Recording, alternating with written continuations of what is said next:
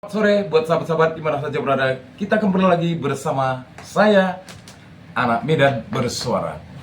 Sore ini saya akan membuat satu konten yang sangat luar biasa dari penuturan seorang ibu yang memang selalu vokal. Ini yang bersama dengan ibu atau Mbak Widya ya. Jadi perempuan ini adalah perempuan tangguh yang selalu vokal untuk berbicara, untuk selalu ikut ambil alih dalam hal penegakan hukum dan keadilan. Untuk itu, sahabat-sahabat di mana saja berada, baiknya kita dengar dulu ya penuturan dari seorang ibu yang sangat luar biasa yang membocorkan. Katanya ini pada waktu masa Pak Jokowi. Baiknya kita dengar dulu ya. Sebentar teman-teman.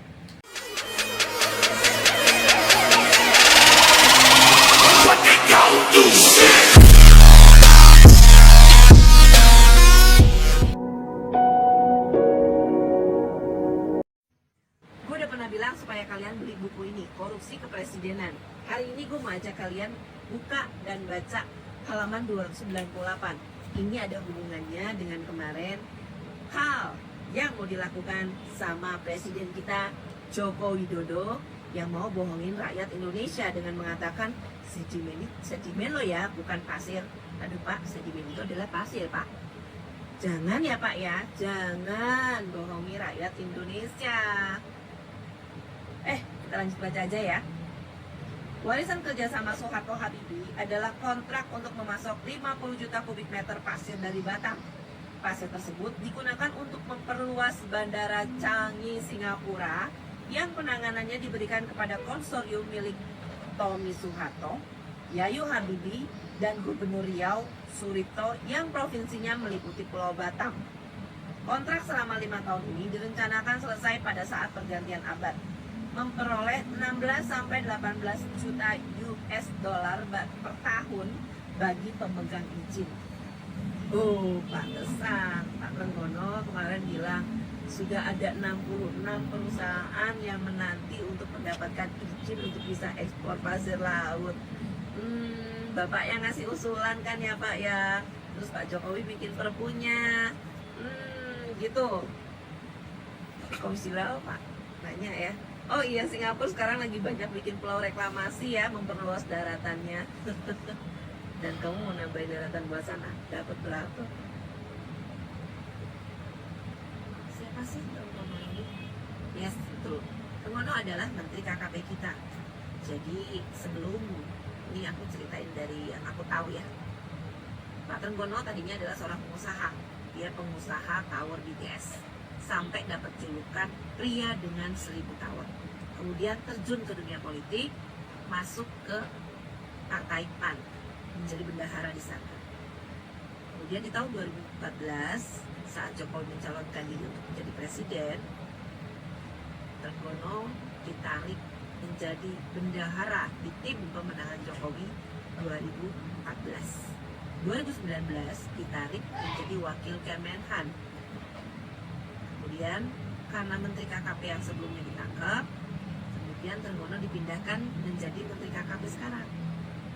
Dia mengusulkan supaya pasir laut bisa diekspor. Jokowi bikin perpunya, terus tanda tangan. Ini apa ya?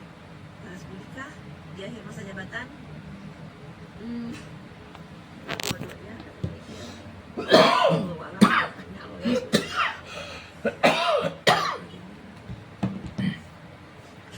16 sampai 18 juta US dollar per tahun, Bo.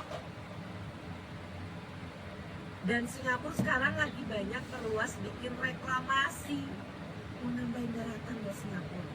Terus nanti pasirnya dari kita gitu.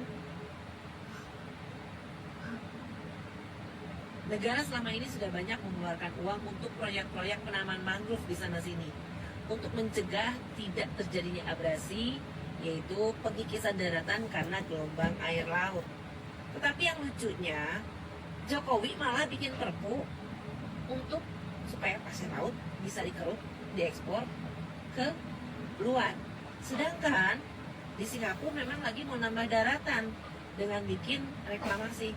Negara buang duit nanam mangrove supaya nggak terjadi abrasi, Tapi Jokowi tanda tangan Perpu supaya pasir bisa ekspor.